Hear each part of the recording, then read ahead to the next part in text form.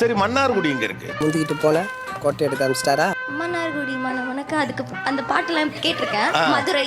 மன்னார்குடி மதுரைக்கு பக்கத்துல. ஜியோகிராஃபில கொஞ்சம் வீக். கொஞ்சம் வீக் இல்ல, உனக்கு ஜியோகிராஃபியே தெரியாதுமா. உறவுக்கார பசங்க கிட்ட ஊருக்கு போறப்ப பேசுறதுல ஒரு தயக்கம் காட்டுறீங்க. கரெக்டா கட்டுப்பிட்டா. கூட்டிட்டு வரும்போதே சொல்றது என்னன்னா ரொம்ப லிமிட்டா பழகுங்க. ஓ, அப்படி நான் சொல்லி வச்சிருக்கீங்களா?